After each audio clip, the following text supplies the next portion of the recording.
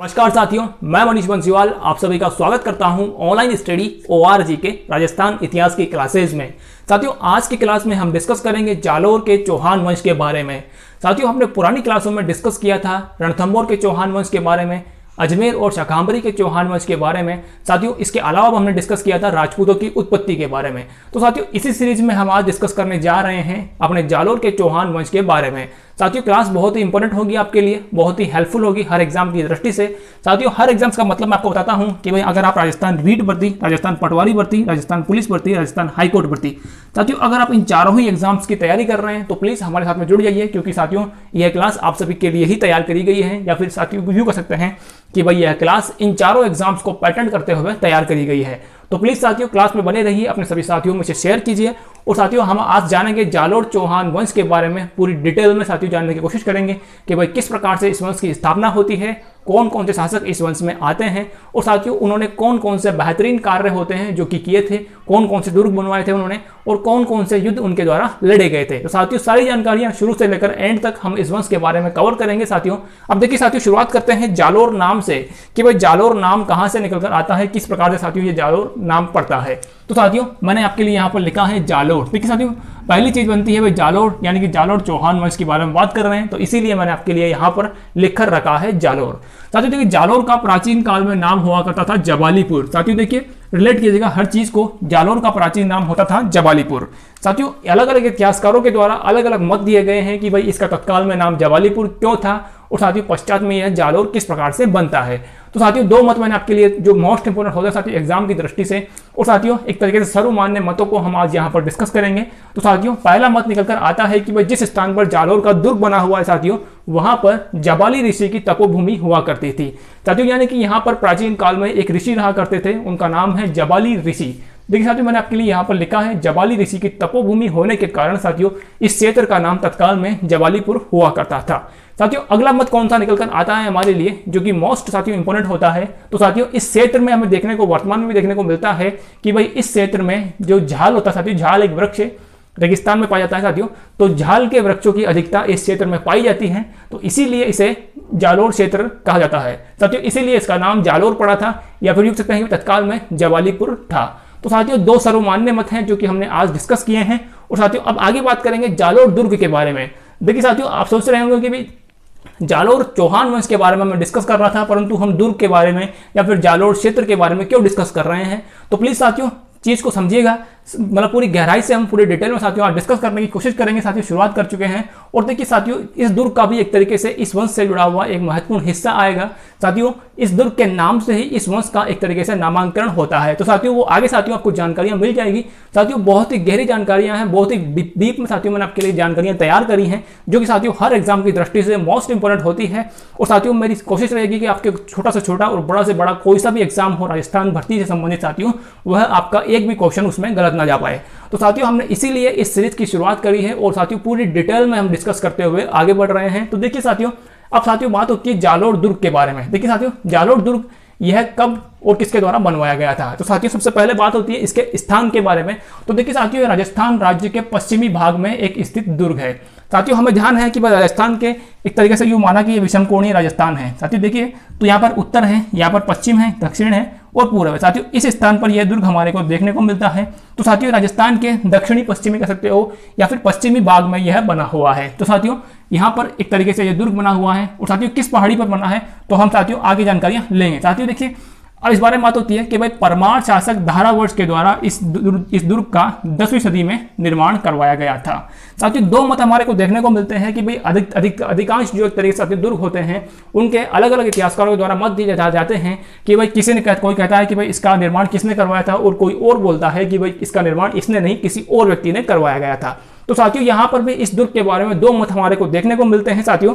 और साथियों वो कौन कौन से हैं, तो साथियों आपको देखना होगा कि भाई इस दुर्ग का निर्माण परमार शासक जो कि साथियों धाराभोज है साथियों, परमार शासक धारावर्ष। साथियों देखिए धारावर्ष इनका नाम है, आप इसे नोट कीजिएगा। इनके द्वारा 10वीं सदी में इस दुर्ग का निर्माण करवाया गया था। साथियों यह मत कौन देता है, तो हमारे हीराचंद ओझा जी हैं, उनके द्वारा साथियों यह मत दिया जाता है। साथियों हीराचंद ओझा, आप इसे नोट कीजिए, HC ओझा। साथियों मैंने आपके लिए यहाँ पर लिख दिया है शॉर्ट फॉर्म में, आप इसे पूरी तरीके से नोट कर लीजिए कि हीराचंद ओझा के द्वारा मत दिया गया कि भाई धारावर्ष जो कि साथियों परमार शासक है, इसके द्वारा 10वीं सदी में इस दुर्ग का निर्माण करवाया गया था। साथियों अगला मत और कौन सा निकलकर आता है, तो साथियों अगला मत हमारा निकलकर आता है कि भाई प्रतिहार शासक नागवट प्रथम के द्वारा इस दुर्ग का निर्माण 8वीं सदी में करवाया गया था। साथियों यह मत कौन देता है, तो यह मत देता है दशरथ शर्मा।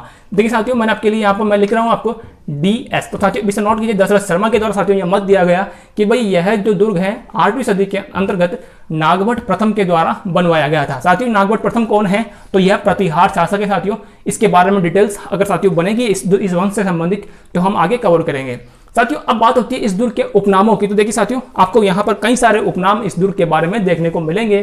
तो साथियों पहला उपनाम हमारे लिए बनता है भाई स्वर्णगिरी, और साथियों स्वर्णगढ़, सोनगिरी, कांचलगिरी। साथियों देखिए इसके 4-5 जो कि एक तरीके से मेन साथियों उपनाम होते हैं जो कि बहुत ज्यादा प्रचलित भी हैं, तो वो हमने यहाँ पर डिस्कस करे हैं। साथियों एक ही दुर्ग के सारे नाम हैं। साथियों देखिए कंफ्यूजन होने की बात कहाँ पर उत्पन्न होती है इन नामों से संबंधित, तो साथियों आपको देखने को मिलेगा यहाँ पर पूरा सह प्रयोग होता है। साथियों अगर मान लीजिए इसी नाम के अंदर आपको आधा सह लगा दिया जाए, केवल आधा सह, तो देखिए स्वर्णगढ़ या फिर स्वर्ण गिरी। साथियों देखिए यह नाम कहाँ का बनता है, तो यह हमारे जैसलमेर दुर्ग से संबंधित होता है। यानी कि साथियों अगर आपको यही नाम रहे परंतु यहाँ पर आधा स यूज में आ जाए कि भाई यहाँ पर आधा स हो गया, तो साथियों यह एक तरीके से जैसलमेर दुर्ग का नाम होता है। साथियों अगर पूरा स आपको देखने को मिल रहा है तो साथियों यह हमारे जालोर दुर्ग से संबंधित एक नाम है या फिर इसका उपनाम आपको देखने को मिलेगा। तो साथियों मैंने आपको बताया है कि भाई किस प्रकार से आप नाम पहचान सकते हैं कि भाई जालोर की बात होगी तो यहाँ पर पूरा स आएगा, और साथियों आधा स आता है तो वह जैसलमेर दुर्ग के बारे में बात होती है। साथियों आगे बढ़ते हैं, देखिए यहाँ पर कौन कौन सी चीजें डिटेल में और भी जानकारियां मिलती हैं।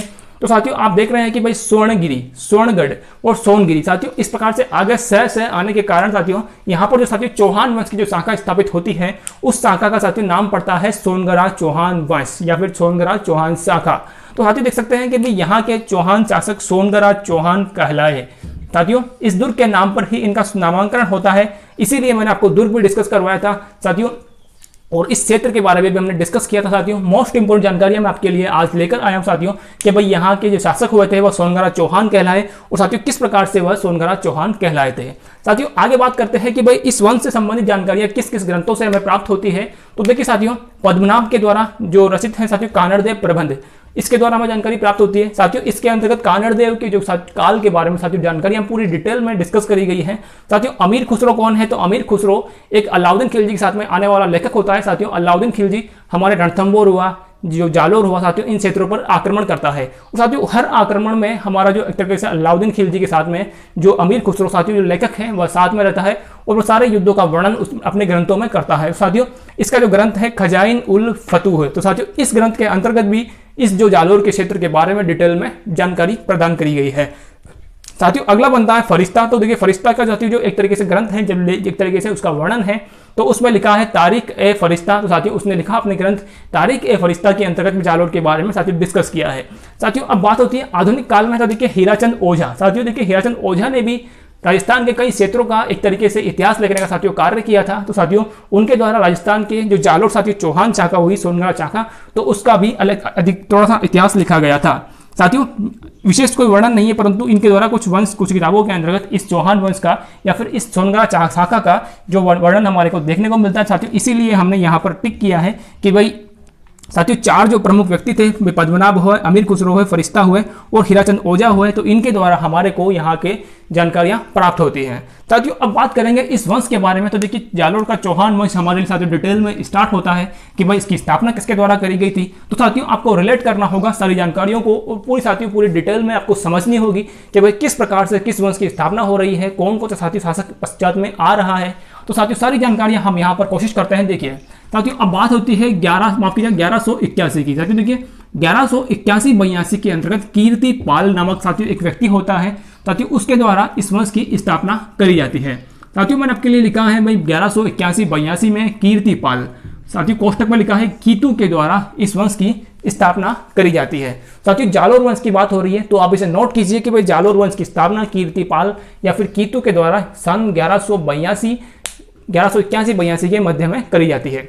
साथियों आगे बात होती है, देखिए अब कीर्तिपाल कौन है। तो साथियों कीर्तिपाल एक तरीके से साथियों इस वंश का पहला शासक भी है और इस वंश का संस्थापक भी है। तो साथियों उसके बारे में हम यहाँ पर डिटेल में जानकारियां कवर करने की शुरुआत करते हैं, कोशिश करते हैं साथियों किस प्रकार से साथियों जानकारियां हमारे लिए बनती है। तो साथियों पहली जानकारी इसके बारे में बनती है कि भाई यह नाडोल शाखा के साथियों जो कल्हड़ नरेश हुए थे साथियों उसका छोटा भाई है। साथियों नाडोल शाखा भी चौहानों की एक शाखा है, इसके बारे में हम अगली क्लास में डिटेल में साथियों डिस्कस करने की कोशिश करेंगे। तो आप इसे वर्तमान में नोट कीजिए कि भाई रिलेट कीजिए कि भाई यह जो कीर्तिपाल है यह नाडोल जो साथियों शाखा हुई थी उसके जो नरेश हुए कल्हड़ नरेश, तो उनका छोटा भाई यह है। साथियों आगे बात होती है कि भाई इसे एक तरीके से उपाधि प्रदान करी गई थी। साथियों उपाधि क्या थी? साथियों एक तरीके से उपाधि नहीं, एक लाइन इनके बारे में कही गई है। साथियों किसके द्वारा कही गई है? तो साथियों वो लाइन है कीतु एक महान राजा। साथियों देखिए मरणोत्त नैणसी के द्वारा यह लाइन कही गई थी, यानी कि मरणोत्त नैणसी ने कीतु को एक महान राजा की संज्ञा प्रदान करी थी। साथियों मरणोत्त नैणसी कौन है तो इनके बारे में हमने पूरी डिटेल में पूरी क्लास साथियों एक क्लास ली है। अगर आपको नहीं देखी साथियों क्लास आपको पता नहीं है तो मैं डिस्क्रिप्शन में उसका लिंक दे दूंगा, आप वहां से उसे देख सकते हैं। साथियों मरणोत्त नैणसी एक तरीके से जोधपुर राजघराने का लेखक हुआ करता था, दीवान हुआ करता था, और ये जसवंत सिंह के टाइम में साथियों वहां पर रहते हुए अपने जो लेखन कार्य करता है संपादित करता है साथियों। और साथियों बहुत सारी रचनाएं इसके द्वारा करी गई थी साथियों। तो सारी जानकारी साथियों उस क्लास में आपको मिल जाएगी। तो साथियों अभी नोट कीजिए कि भाई मरणोत्त नैणसी के द्वारा कीतु एक महान राजा की संज्ञा इसे प्रदान करी गई थी। साथियों अब बात होती है कीर्तिपाल के नामों के बारे में। तो देखिए साथियों सूना पर्वत अभिलेख, मैंने यहाँ पर पूरा नहीं लिखा है तो अभिलेख कर लीजिए इसे। अभिलेख में कीर्तिपाल को राजेश्वर कहा गया है। साथियों राजेश्वर कहा गया है, यानी कि जो कीर्तिपाल साथियों हैं इसका नाम हमारे को अन्य नाम भी देखने को मिलता है। तो सूना पर्वत अभिलेख में कीर्तिपाल को राजेश्वर कहा गया है। साथियों अब बात करते हैं इसके पश्चात में आने वाले शासकों की। देखिए साथियों डिटेल कितनी बनती है कीर्तिपाल के बारे में, तो साथियों इतनी सी डिटेल हमारे को एग्जाम में देखने को मिलेगी। साथियों हमने पूरी डिटेल में पूरी जानकारियां साथियों कवर करने की कोशिश करी है। हर संभव साथियों जानकारी जो यहाँ पर आपके लिए बन सकती थी मैंने आपके लिए यहाँ पर तैयार करी है। साथियों आपको जानकारियां पूरी लेनी चाहिए, ना कि थोड़ी बहुत लेके खुश होना चाहिए, क्योंकि साथियों हम एक वंश को कवर करते हुए 1 मिनट में एक वंश सब कवर कर सकते हैं, परंतु साथियों अगर वही वंश आपको 1 दिन में पूरी डिटेल में समझाया जाए तो साथियों बहुत ही बेहतरीन होता है आपके लिए। क्योंकि साथियों आने वाले दिनों के अंतर्गत कंपटीशन बहुत ज़्यादा साथियों टफ होने जा रहा है और आपको यहाँ पर साथियों इस तरह के जो बेसिक क्वेश्चन होते हैं साथियों वह नहीं देखने को मिलेंगे।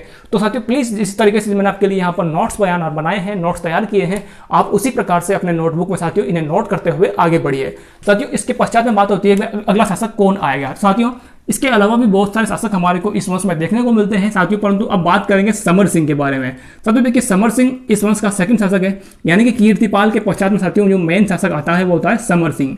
साथियों समर सिंह के द्वारा कौन सा बेहतरीन कार्य किया गया था, इसीलिए हमने आज यहाँ पर इसे नोट कर रहे हैं, यानी कि इसे डिस्कस करने की शुरुआत करते हैं। साथियों देखिए सोनगिरी पहाड़ी। साथियों सोनगिरी पहाड़ी कौन सी पहाड़ी है? तो साथियों यह वही पहाड़ी है जिस पहाड़ी पर हमारा जालोर का दुर्ग अवस्थित है या फिर बना हुआ है।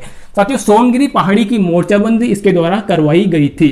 साथियों मोर्चाबंदी का मतलब होता है कि जिस पहाड़ी पर यूं माना कि यह पहाड़ी है, साथियों इस पहाड़ी पर आपको पता होता है कि भाई खुली पहाड़ी होती है, जंगल होता है साथियों पहाड़ी के आसपास में, तो साथियों उस पहाड़ी पर इसके द्वारा मोर्चाबंदी करवाई। अब मोर्चाबंदी का मतलब साथियों क्या होता है कि इसकी एक तरीके से दीवार बनवाई गई होगी, साथियों सैनिक चौकियां स्थापित करी गई होगी। तो इस प्रकार से साथियों एक तरीके से इस पहाड़ी को सुरक्षित बनाया गया होगा। तो ये काम किसने किया था? जो समर सिंह के द्वारा करवाया गया था। साथियों एग्जाम्स में कई बार बना हुआ है कि वह सोनगिरी पहाड़ी की मोर्चाबंदी किस तरीके किस चौहान शासक के द्वारा करवाई गई थी। साथियों आपको ऑप्शन में 4 ऑप्शन मिल जाएंगे, तो आपको सोनगिरी पहाड़ी की मोर्चाबंदी समर सिंह के द्वारा करवाई गई थी। साथियों एक तरीके से मोस्ट साथियों इंपॉर्टेंट शासक हैं, तो इसलिए हम इसे नोट कर रहे हैं। साथियों यह वर्तमान में कहां पर है? तो ये साथियों आप कह सकते हैं कि देखिए अब बात हो साथियों अब समरपुर के, क्योंकि समरपुर नगर इसके द्वारा बसाया गया था। साथियों आगे बात करेंगे, जो वर्तमान की बात मैंने आपको बताई है तो वो आगे रिलेट हो जाएगी, तो आप इसे कंफ्यूज ना होइए। देखिए समरपुर नगर बसाया था। साथियों समरपुर नगर किसने बसाया? तो समर सिंह के द्वारा समरपुर नगर बसाया था। साथियों देखिए 2 इंपोर्टेंट कार्य इन्होंने किए हैं, मोर्चाबंदी कर दी पहाड़ी की, और साथियों सेकंड काम होता है समरपुर नगर की स्थापना इसके द्वारा करी गई थी। अब साथियों बात करेंगे एक प्रमुख शासक की, जो कि साथियों इस वंश का एक मेन इंपोर्टेंट शासक होता है, और साथियों उसके पश्चात में इस वंश की समाप्ति हो जाती है, क्योंकि साथियों इसके द्वारा बहुत से बेहतरीन तरीके से साथियों युद्ध लड़े गए थे। और साथियों इसी के टाइम में एक तरीके से जो खिलजी वंश का साथियों उदय होता है और खिलजी वंश की स्थापना भी होती है। और आप कह सकते हैं कि भाई खिलजी वंश अपने पतन नहीं, अपनी एक तरीके से चरम स्थिति पर पहुंचता है। और साथियों इसी के काल में यानी कि यह एक तरीके से यह वंश चौहान वंश या फिर यह साका सोनगरा सागा अपने पतन की ओर बढ़ती है। तो साथियों बात करेंगे कानड़देव चौहान के बारे में। साथियों यह इस वंश का प्रतापी शासक है, बहुत ही ज्यादा प्रतापी शासक है और इसके बारे में साथियों पूरी डिटेल में पूरी जानकारी हम यहाँ पर डिस्कस करेंगे। साथियों डिस्कस या फिर आज की सारी जानकारियां आज एक क्लास में नहीं हो पाएगी, अगली क्लास आपको देखनी पड़ेगी। तो देखिए साथियों इसका टाइम पीरियड हमारे लिए क्या बनता है। साथियों इसका टाइम पीरियड बनता है 1305 से लेकर 1311 ईस्वी। साथियों 1305 से लेकर 1311 ईस्वी के मध्य में इनका साथियों टाइम पीरियड रहता है, यानी कि लगभग 6 साल का साथियों इनका टाइम पीरियड रहता है। और साथियों 6 साल में इन्होंने बहुत सारे जीवन में उतार चढ़ाव देखे थे साथियों, बहुत सारी तरीके से इनके सामने बहुत सी विपदा आई थी साथियों, बहुत सारे इन्होंने दुख देखे थे। तो साथियों सारी जानकारी हम आज की क्लास में डिस्कस करने की कोशिश करेंगे। तो देखिए साथियों यह कौन था, यानी कि कानड़देव कौन था या फिर इससे पहले कौन शासक था। साथियों कानड़देव से पहले शासक थे सामंत सिंह। देखिए साथियों मैंने आपके लिए यहां पर लिखा है कि भाई सामंत सिंह का उत्तराधिकारी कानड़देव था। तो साथियों सामंत सिंह ने इन्हें लगभग 1296 के अंतर्गत ही साथियों सत्ता सौंप दी थी, परंतु साथियों ऑफिशियल तरीके से या फिर एक तरीके से जो राजकीय रूप से इन्हें सत्ता मिलती है 1305 के अंतर्गत। साथियों इनके द्वारा सौंप दी गई थी 1296 के अंतर्गत, यानी कि लगभग 5 साल माफी 10 साल पहले लगभग इनको सत्ता प्राप्त हो चुकी होती है। परंतु साथियों इन्हें एक तरीके से जो इनका जो राजतिलक होता है वो कब होता है, तो वह 1305 में इनका राजतिलक होता है। साथियों अब बात करेंगे अगले टाइम की। तो देखिए साथियों इसके बारे में कहा जाता है कि भाई यह अलाउद्दीन खिलजी का समकालीन था। तो साथियों बेसिक जानकारी है बिल्कुल था, क्योंकि साथियों अलाउद्दीन खिलजी के साथ में इनके कई सारे युद्ध हमें देखने को मिलेंगे साथियों।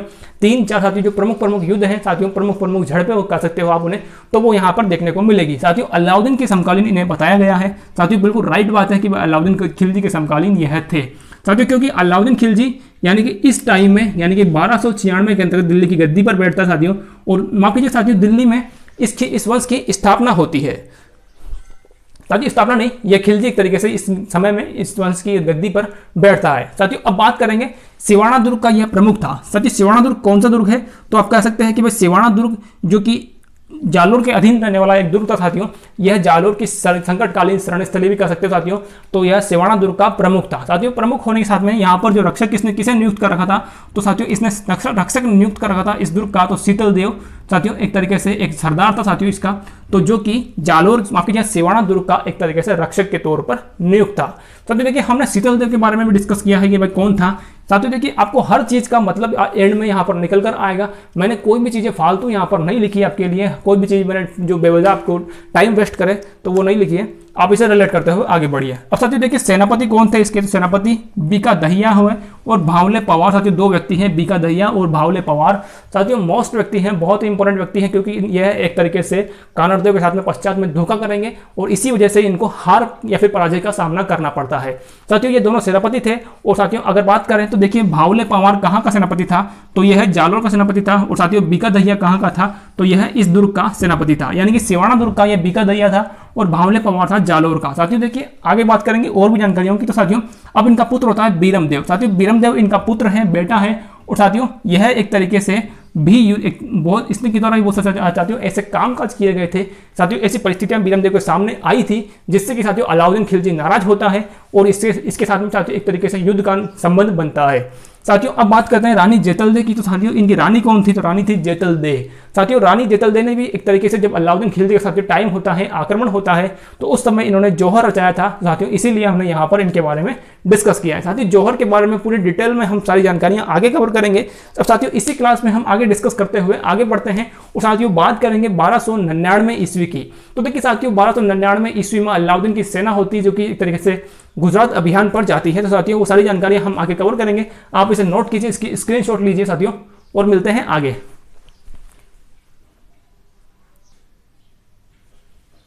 साथियों आइए आगे जानते हैं कि अलाउद्दीन खिलजी के 1299 ईस्वी का साथियों अभियान जो होता है गुजरात अभियान, तो वह किस प्रकार से साथियों जालोर से साथियों जुड़ा हुआ है। तो देखिए साथियों अब बात करेंगे हम अलाउद्दीन खिलजी के बारे में। तो देखिए साथियों अलाउद्दीन खिलजी 1299 ईस्वी में साथियों एक अभियान आयोजित करता है।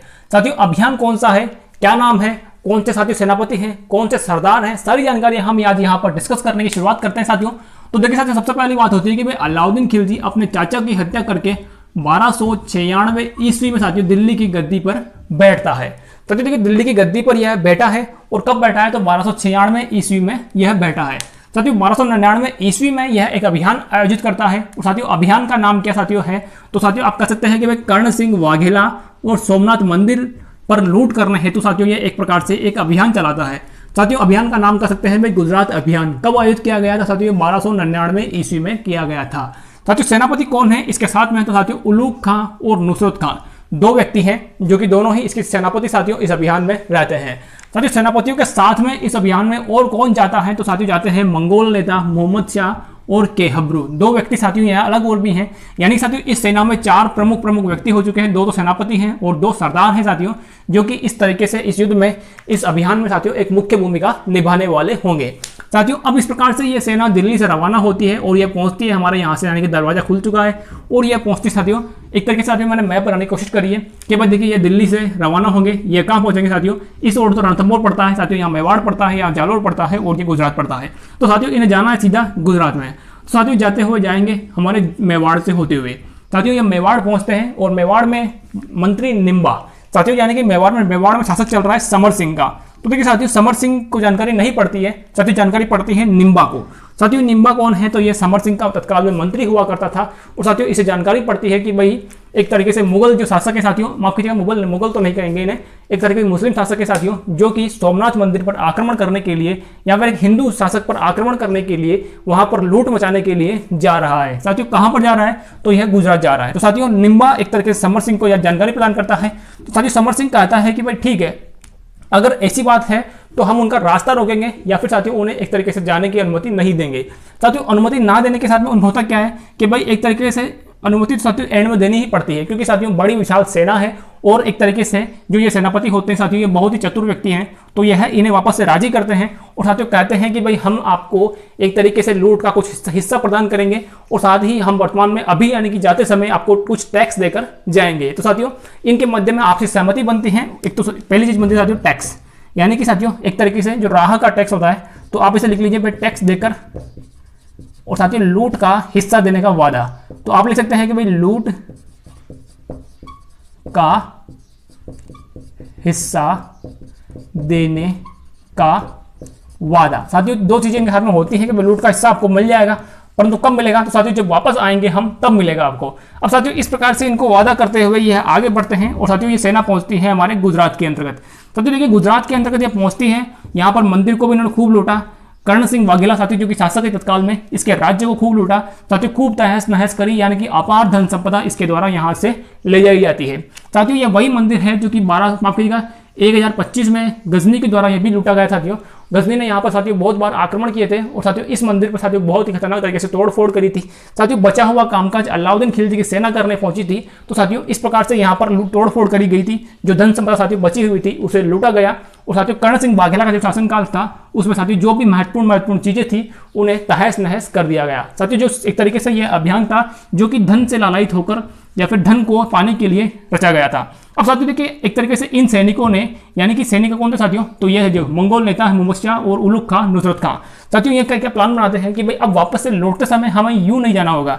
साथियों ये वापस से जाने की कोशिश करते हैं हमारे जालो ये जो साथियों। अब देखिए अब मेवाड़ में पहुंच चुके हैं, मेवाड़ में साथियों इनको अनुमति मिल चुकी है और ये पहुंच चुके हैं गुजरात में। अब साथियों गुजरात में क्या होगा कि भाई ये सोचते हैं कि अब वापस से मान लीजिए हम यहीं से जाएं तो हमें वापस से यहाँ पर टैक्स देना होगा। साथियों टैक्स तो एक अलग चीज है, उसके अलावा भी साथियों यहाँ पर एक तरीके से साथियों जो लूट हमने बहुत बड़ी भारी लूट करी है उसका भी साथियों इनको हिस्सा देना पड़ेगा, क्योंकि हमने वादा करते हुए यहाँ पर आए हैं। तो साथियों ये वादा एक तरीके से ना निभाते हुए क्या करते हैं, यह पहुंचते हैं। अब सोचते हैं कि भाई हम जाएंगे गुजरात की जालोर के रास्ते से। तो जालोर के रास्ते से जाने पर क्या होता है कि भाई जालोर में भी एक तरीके से इनको पता चल जाता है कि भाई जाते समय इन्होंने इनसे टैक्स दिया था तो अब हम आते समय इनसे टैक्स लेंगे। तो साथियों एक तरीके से सेना जब पहुंचती है जालोर में, साथियों देखिए जालोर हमारा यहाँ पर बना हुआ है, ये जालोर है साथियों। अब गुजरात से सेना जालोर की ओर मुड़ती है, यानी कि साथियों पुराने आने वाले रास्ते से ना आकर वो वापस से नए रास्ते से जाते हैं और जालोर से जाते हुए दिल्ली पहुंचने की कोशिश करेंगे। साथियों देखिए जालोर जाने पर होता क्या है, तो जालोर में ये पहुंचते हैं। अब साथियों जालोर में कान्हड़देव का शासन चल रहा है। तो साथियों कौन है शासक, कान्हड़देव। साथियों कान्हड़देव कौन है, इसका पुत्र कौन है, बीरमदेव। साथियों इनके द्वारा भी साथियों इनके नेतृत्व में यहाँ पर बहुत ज्यादा तहस नहस करी गई, यानी कि सेना के साथ में साथियों जो कि इनकी सेना थी इसके साथ में लूटपाट करी गई, इनसे टैक्स लिया गया। तो साथियों यहाँ पर भी एक तरीके से धन संपदा को इनको हानि होती है। तो ये साथियों जाते समय मेवाड़ वालों ने कर दी, यहाँ पर इन्होंने वापस से लूटा करा और वापस आते समय साथियों जालोर वालों ने इनके सामने वापस से लूटपाट करी।